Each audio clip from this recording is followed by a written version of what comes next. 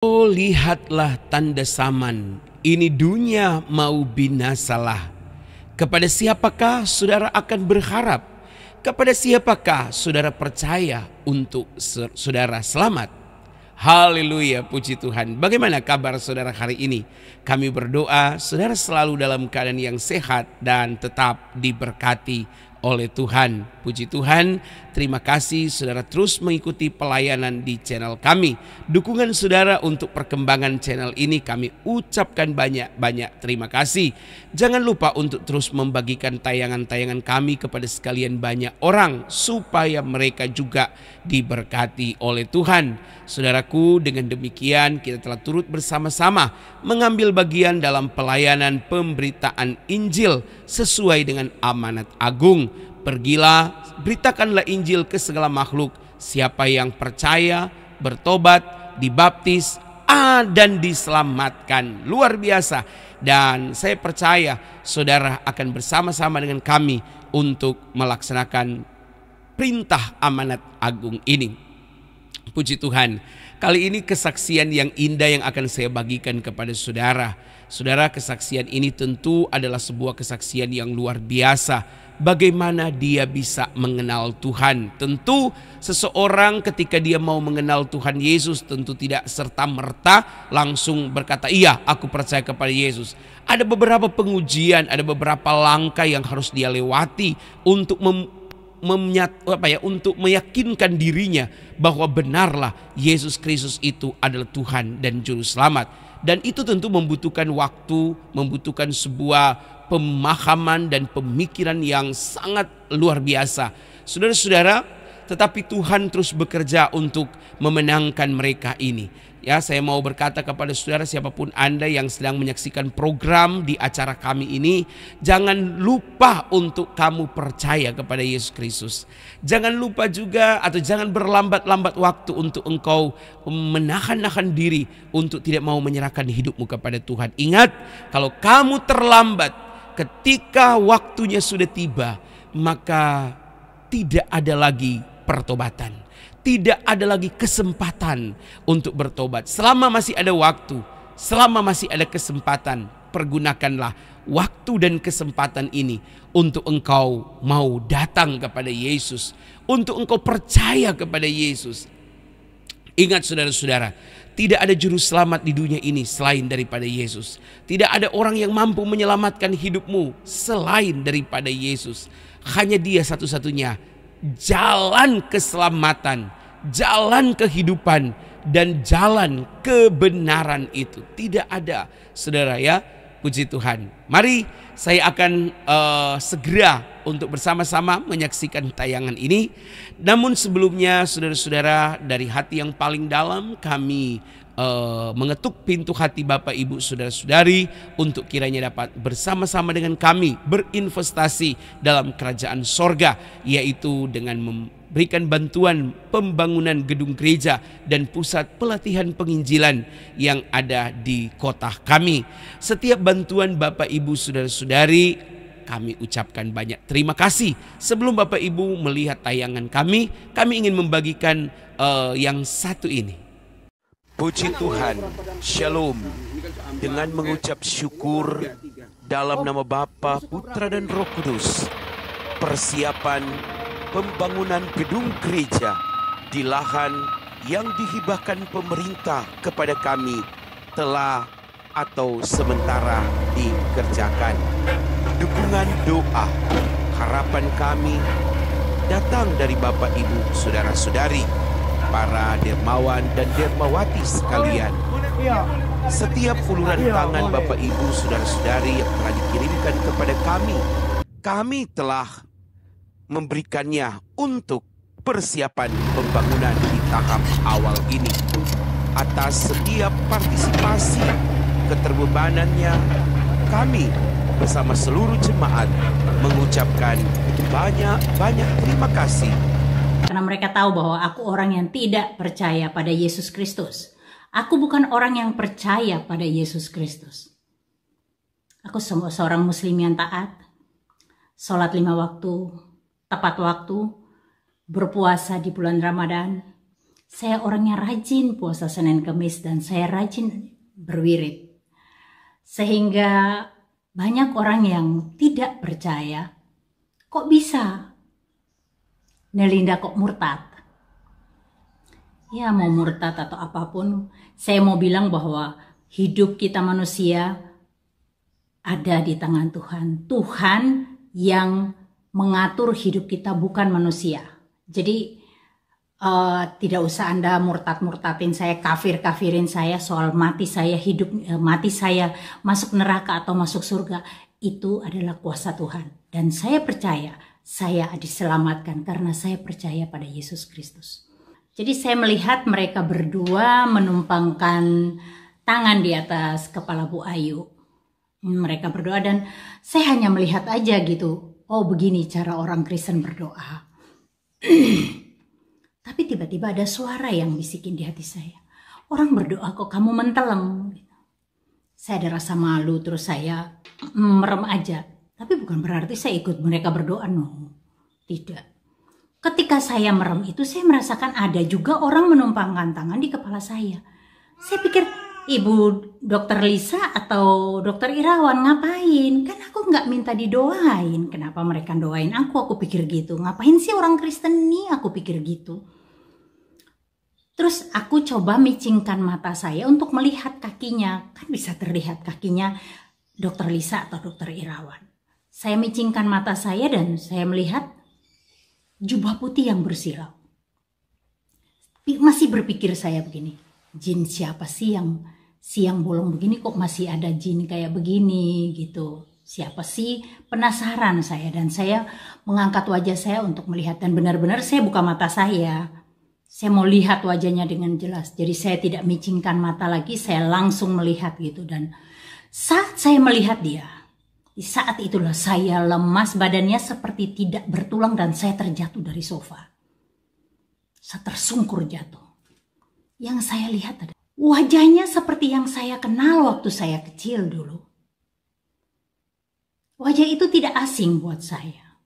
Dan orang inilah yang datangin saya 4 tahun sebelum hari itu. 4 tahun berturut-turut. Dia selalu datang di tidur saya. Tapi saya selalu reject.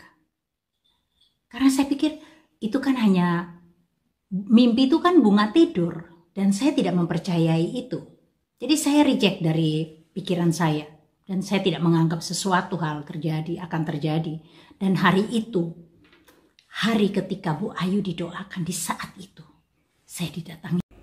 Puji Tuhan, kiranya ini menjadi berkat dan Bapak Ibu boleh turut bersama-sama mengambil bagian dalam pelayanan pembangunan gedung gereja yang sudah selesai tahap persiapannya dan akan segera masuk dalam tahap pembangunan. Tuhan memberkati kita semua. Selamat menyaksikan acara kami selanjutnya. Haleluya. Shalom, jumpa lagi dengan saya di channel yang berbeda. Channel saya tentang kesaksian. Betapa besarnya kuasa Tuhan di dalam kehidupan kita manusia. Oke, hari ini saya mau share tentang kenapa sih aku menjadi seorang yang murtad. Nah, sesuai dengan latar belakang foto saya ini foto kurang lebih sekitar 11 atau 12 tahun yang lalu. Karena saya murtad sudah 10 tahun. Banyak orang yang tidak menemukan jawabannya kenapa Nelinda murtad. Banyak sekali yang bertanya dan hari ini aku bikin videonya biar kalian tahu kenapa saya murtad. Karena mereka tahu bahwa aku orang yang tidak percaya pada Yesus Kristus. Aku bukan orang yang percaya pada Yesus Kristus. Aku seorang muslim yang taat, sholat 5 waktu, tepat waktu, berpuasa di bulan Ramadan. Saya orangnya rajin puasa Senin Kemis dan saya rajin berwirid. Sehingga banyak orang yang tidak percaya, kok bisa Nelinda kok murtad? Ya mau murtad atau apapun, saya mau bilang bahwa hidup kita manusia ada di tangan Tuhan. Tuhan yang mengatur hidup kita, bukan manusia. Jadi Tidak usah Anda murtad-murtadin saya, kafir-kafirin saya soal mati saya hidup, mati saya masuk neraka atau masuk surga. Itu adalah kuasa Tuhan. Dan saya percaya saya diselamatkan karena saya percaya pada Yesus Kristus. Nah, ceritanya begini. Saya punya seorang teman dari Bali, namanya Bu Ayu. Beliau seorang Katolik. Dan pada waktu dia datang di saya, dia sedang punya pergumulan dan dia minta tolong sama saya untuk mengantarkan dia pada seorang teman, sepasang suami istri teman saya yang pendoa di Temanggung. Jadi saya telepon Dokter Lisa. Dok, ini ada Bu Ayu mau minta didoain, dia punya pergumulan. Oke, katanya besok aja datang. Jadi besok saya ke sana, saya ngantarkan ke sana dan sebelum ke rumahnya beliau berdua, saya mampir sholat asar dulu karena saya belum sholat asar. Saya sholat asar dulu baru saya ngantar dia. Dan ketika sampai tiba di rumahnya beliau, Bu Ayu sharing dengan mereka dan saya duduk terpisah tempatnya dengan mereka. Kemudian saya dengar Dokter Irawan bilang, "Mah, mari kita doakan Bu Ayu." Jadi saya melihat mereka berdua menumpangkan tangan di atas kepala Bu Ayu. Mereka berdoa dan saya hanya melihat aja gitu. Oh, begini cara orang Kristen berdoa. Tapi tiba-tiba ada suara yang bisikin di hati saya. Orang berdoa kok kamu menteleng. Saya ada rasa malu terus saya merem aja. Tapi bukan berarti saya ikut mereka berdoa, no. Tidak. Ketika saya merem itu saya merasakan ada juga orang menumpangkan tangan di kepala saya. Saya pikir, Ibu Dokter Lisa atau Dokter Irawan ngapain? Kan aku nggak minta didoain. Kenapa mereka doain aku? Aku pikir gitu. Ngapain sih orang Kristen nih? Aku pikir gitu. Terus aku coba micingkan mata saya untuk melihat kakinya. Kan bisa terlihat kakinya Dokter Lisa atau Dokter Irawan. Saya micingkan mata saya dan saya melihat jubah putih yang bersilau. Masih berpikir saya begini. Jin siapa sih yang siang bolong begini kok masih ada jin kayak begini gitu. Siapa sih? Penasaran saya dan saya mengangkat wajah saya untuk melihat dan benar-benar saya buka mata saya. Saya mau lihat wajahnya dengan jelas. Jadi saya tidak micingkan mata lagi, saya langsung melihat gitu dan saat saya melihat dia, di saat itulah saya lemas, badannya seperti tidak bertulang dan saya terjatuh dari sofa. Saya tersungkur jatuh. Yang saya lihat adalah Yesus Kristus. Wajahnya seperti yang saya kenal waktu saya kecil dulu. Wajah itu tidak asing buat saya.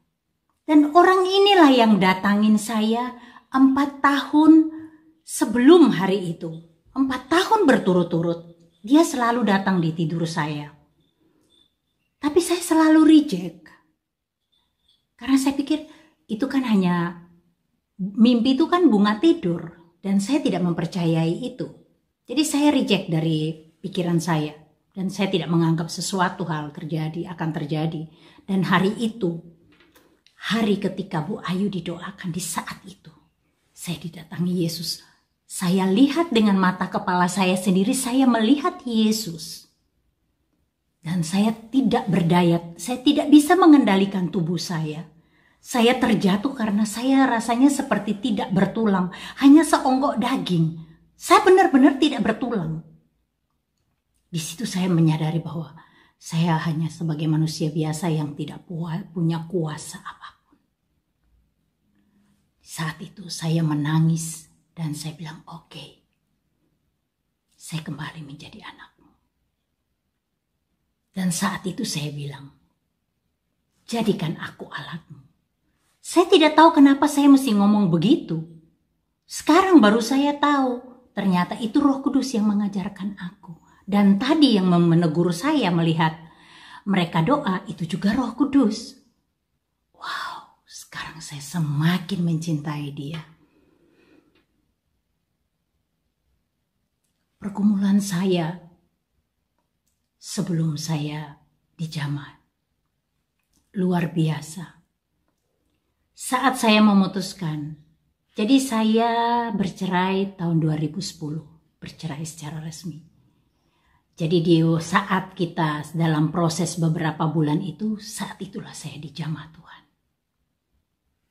Sehingga saya bisa kembali ke Kristen. Tapi saya menguruskan perceraian itu sampai akhirnya kita bercerai.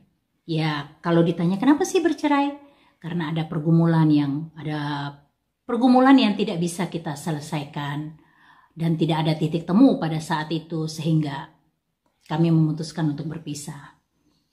Anak kami 3 orang dan semuanya muslim, dan muslim yang taat. Sebelum orang rame-rame berjilbab, berhijab seperti sekarang, saya dan anak-anak saya sudah berhijab. Buktinya itu foto saya. Foto saya cantik-cantik semua berhijab. Dan setelah saya menyatakan iman saya bahwa saya sudah jadi pengikut Yesus, benar-benar terjadi satu perpecahan dalam rumah tangga saya. Anak-anak saya yang lain, tidak nomor 1 dan nomor 2, tidak bisa menerima kenyataan ini. Dan benar-benar anak saya yang pertama nangis berhari-hari, bahkan mungkin sampai saat ini pun dia masih menangisi saya. Karena dia katakan, "Ibu, kalau ibu murtad seperti begini, saya nanti kelak kalau ibu meninggal, saya tidak bisa mendoakan ibu, saya tidak bisa yasinkan ibu. Karena kita sudah berbeda keyakinan." Saya bilang, "Nggak usah kamu khawatir, nak. Nggak usah kamu tangisi ibu. Ada orang-orang lain, saudara-saudara seiman ibu nanti yang mengurusi ibu. Jangan khawatir." Tapi toh dia tetap menangis dalam setiap doanya. Setiap sujudnya dia bilang, dia menangis. Bukan hal yang mudah buat saya. Bukan hal yang mudah. Dan setiap malam saya berdoa, "Tuhan, selamatkan anak cucu saya. Selamatkan mereka, Tuhan. Jangan kau biarkan mereka berjalan ke dalam sampai terjatuh di dalam jurang kekelaman, Tuhan. Tuhan, selamatkan mereka. Aku percaya kalau Engkau menyelamatkan aku, Engkau juga akan menyelamatkan anak cucuku, karena Engkau sudah meteraikan mereka dengan kuasa darah. Tuhan, jangan biarkan mereka tersesat, Tuhan." Satu pergumulan yang berat buat aku, karena aku bisa mendoakan orang lain, tapi anakku sendiri, darah dagingku sendiri, bagaimana?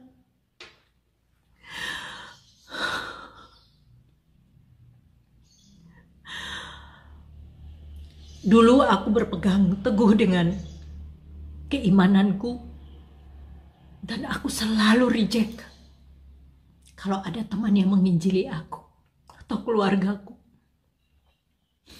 Aku berpegang pada satu ayat, dan aku percaya itu. Aku yakin bahwa agama yang aku anut adalah agama yang benar. Agama Kristen, betapa bodohnya orang-orang Kristen. Percaya sama Yesus yang manusia biasa. Dan setahu saya apa yang diajarkan Ustadz saya, bahwa Alkitab itu sudah dirubah. Walaupun saya tidak tahu yang aslinya di mana. Saya bukan orang yang percaya kepada Yesus, karena saya berpegang pada satu ayat pendek dalam Al-Quran. Bismillahirrahmanirrahim. Qul huwallahu ahad, Allahu samad, lam yalid wa lam yulad wa lam yakul lahu kufuwan ahad. Allah itu esa, Allah itu satu dan tidak diperanakan. Bagaimana mungkin Yesus dikatakan Tuhan? Bagaimana Yesus dipercayain sebagai Tuhan sama orang Kristen? Betapa bodohnya orang Kristen. Buktinya dia mati dan disalibkan. Kenapa dia tidak tunjukkan kuasanya kalau dia memang Tuhan? Atau dilepaskan dirinya dari kayu salib itu kalau memang dia Tuhan? Saya tidak percaya, saya bukan orang yang percaya pada Yesus. Maaf, saya bukan orang yang percaya. Tapi hari itu, saya benar-benar takluk di bawah kaki Yesus. Saya percaya bahwa dia Allah yang penuh kuasa. Allah yang berdaulat dan berkuasa penuh atas kehidupanku. Dia yang mengendalikan seluruh hidupku. Bukan Tuhan yang lain.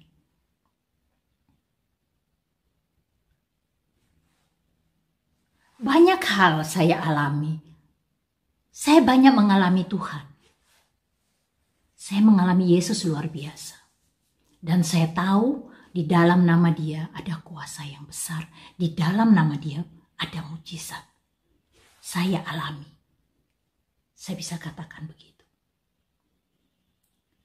Saya mau cerita juga tentang bagaimana nasib jilbab saya. Semua relasi saya tahu saya seorang muslimah. Dan saya berhijab. Sebelum orang lain berhijab, saya dan anak saya sudah berhijab duluan.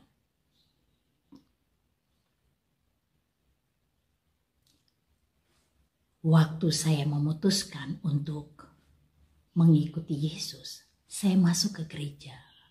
Jadi itu kalau nggak salah mungkin kejadian itu hari Rabu atau Kamis sore. Dan saya memutuskan, oke, saya hari Minggu mau ke gereja. Saya ke gereja dengan masih berhijab. Dan saya ketika masuk gereja, tidak ada satupun orang bertanya, hei, kenapa kamu ada di sini orang muslim? Atau pastornya bertanya, kenapa sih kamu ada di sini? Nggak ada yang memperhatikan, bukan memperhatikan, nggak ada yang mengintimidasi atau bertanya gitu. Nggak ada sama sekali. Ngapain sih kamu di sini? Kamu kan orang muslim, ngapain kamu di sini? Nggak ada yang bertanya begitu atau yang memperlakukan aku dengan tidak baik. Semua orang yang melihat saya hanya diam dan tersenyum aja. Saya masuk ke gereja, saya berlutut. Dan saya berdoa. Tuhan, ini aku datang padamu, aku cari Engkau Tuhan. Beberapa bulan saya lakukan itu. Saya masih berjilbab. Kan ada setahun lah saya berhijab. Sampai satu waktu ada kakak saya dari Papua datang, nginap di rumah saya, dan ketika dia lihat saya berangkat kerja masih berhijab, dia bilang, bukankah kamu sudah menjadi seorang Kristen? Kenapa kamu masih berhijab? Saya bilang, tidak mudah untuk melepaskan ini. Akan membuat orang terkejut. Dia bilang, kalau kau tidak mau mengakui Yesus di hadapan manusia, Yesus juga akan menyangkal engkau di hadapan Bapa. Aku terkejut gitu. Oh iya, ada ayat itu. Oh jangan Tuhan. Aku bilang, Tuhan Yesus ampuni aku Tuhan. Terus dia bilang, aku tahu kamu bertahun-tahun menggunakan itu dan bertahun-tahun, puluhan tahun orang tahu kamu seorang muslim. Kamu berdoa minta kekuatan dari Roh Kudus untuk menguatkan kamu untuk bisa mengambil satu keputusan itu. Itu kurang lebih 2 atau 3 bulan kemudian saya berdoa terus minta untuk Tuhan kasih kekuatan dan keberanian buat saya untuk menyatakan kebenaran ini. Dan akhirnya aku berani melepaskan hijab itu. Ketika aku bertemu dengan relasi saya, banyak orang yang kaget. Loh, kok nggak berhijab? Dan aku bercerita, maaf, aku sudah setahun menjadi pengikut Yesus. Aku sudah menjadi seorang Kristen. Aduh, sayang banget Bu, sayang banget loh. Ibu lepaskan iman ibu, sayang banget loh Bu. Ibu kan tahu, kalau ibu murtad seperti begini, kemana jalannya, arahnya? Neraka jahanam loh Bu. Sayang loh Bu. Sayang banget ibu, sayang banget ibu. Saya bilang, no, tidak ada yang perlu disayangkan. Karena aku menemukan Allah yang benar. Allah yang hidup. Dia berkuasa atas kehidupan saya. Dan dengan darahnya yang kudus, dia sudah meteraikan aku. Dan aku tidak akan masuk neraka jahanam. Surga tempatku. Aku bilang itu. Aku percaya itu. Aku sudah diselamatkan. Maaf. Ada yang sampai menangis. Memohon agar aku kembali. Kenapa aku tinggalkan agamaku?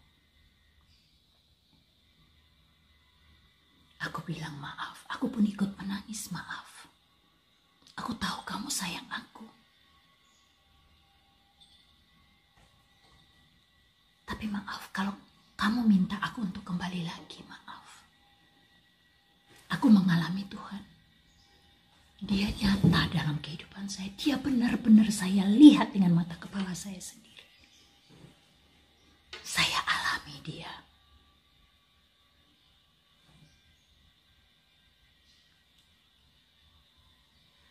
Dan kembali lagi ke anak-anak saya. Pertentangan itu terjadi. Tapi saya mau buktikan bahwa hidup saya jauh lebih baik. Hidup saya jauh lebih penuh damai sejahtera dan sukacita. Dalam kondisi apapun. Dibandingkan dulu saya banyak uangnya, tetapi saya dalam keadaan depresi berat. Bahkan sempat mau bunuh diri. Saya akan cerita di video-video saya yang akan datang. Bagaimana Tuhan menyelamatkan hidup saya di saat saya melakukan percobaan bunuh diri sampai 2 kali. Bagaimana Tuhan menyelamatkan saya.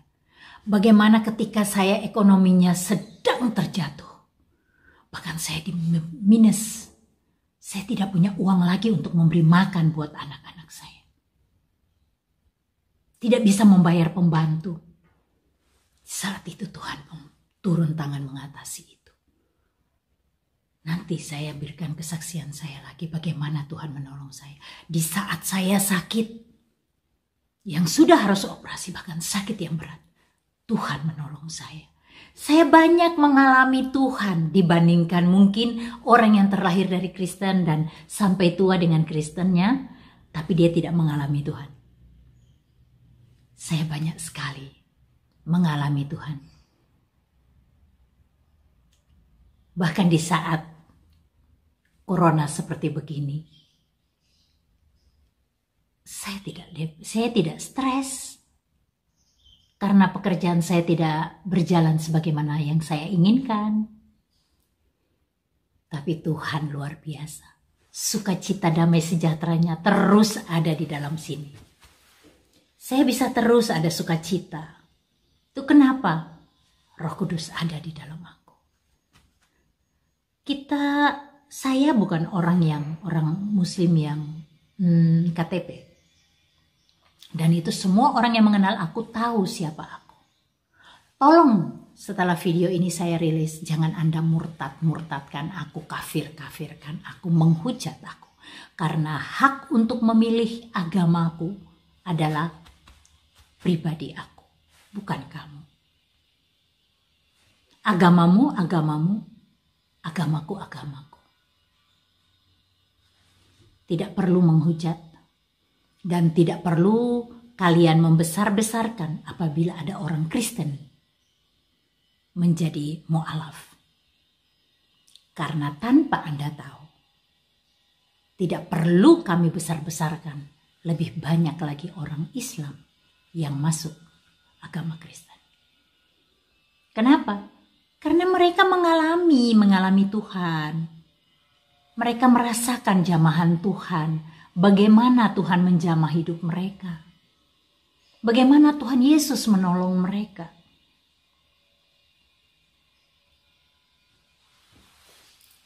Negara ini negara Bhinneka Tunggal Ika. Milik kita bersama. Bukan milik agama tertentu. Jadi tidak perlu menghujat. Tidak perlu mengkafir-kafirkan.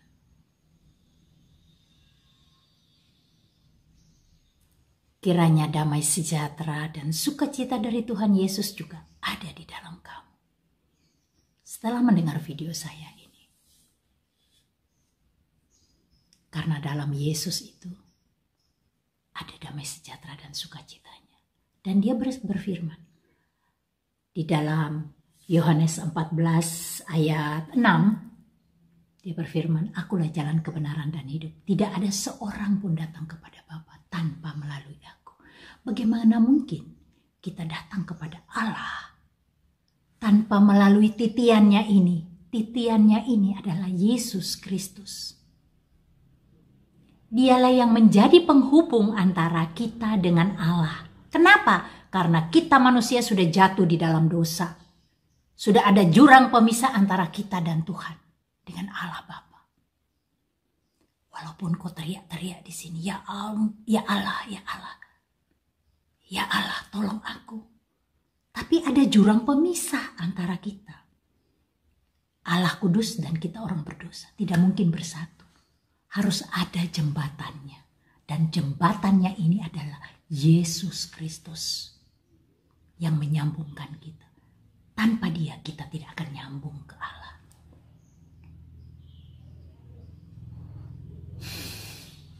Dan saya bersyukur, puji Tuhan, haleluya. Saya sudah diselamatkan oleh darah Yesus. Terima kasih Tuhan Yesus. Kiranya kesaksian saya ini menjadi berkat bagi banyak orang. Yang masih ragu di sana, percayalah bahwa di dalam Yesus segala persoalanmu akan dituntaskan. Diberi jalan oleh Yesus. Bukan berarti bahwa kalau kamu menjadi pengikut Yesus, masalah beratmu, jadi kamu mengalami di dalam hidup itu tidak mengalami masalah. No, justru di dalam menjadi pengikut Yesus banyak sekali masalah yang akan menerpa. Tetapi kita pegang firman Tuhan. Dia berjanji bahwa walaupun di lembah kekelaman sekalipun, aku akan menyertai engkau sampai akhir zaman. Tuhan ada menyertai kita. Jadi kita tidak perlu takut. Dalam masalah sesulit apapun, Tuhan ada. Luar biasa Tuhan Yesus itu.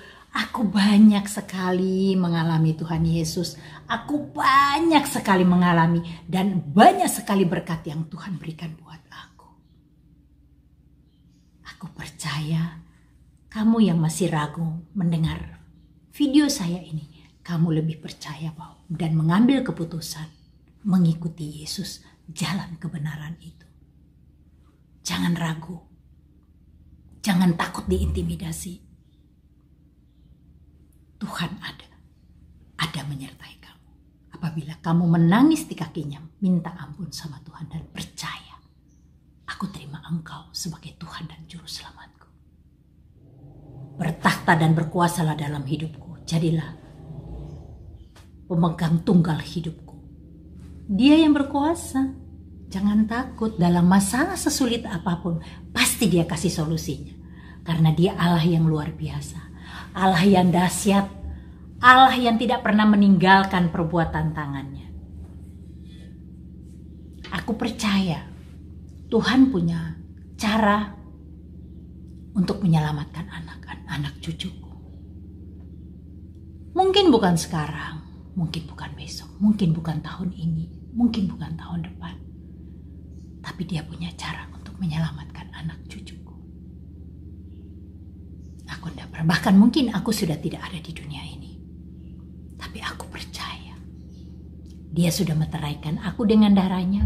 Anak cucuku yang lahir dari rahimku, yang mengalir darahku, juga akan diselamatkan Tuhan. Itu doaku. Dan aku percaya itu. Terima kasih sudah nonton video saya.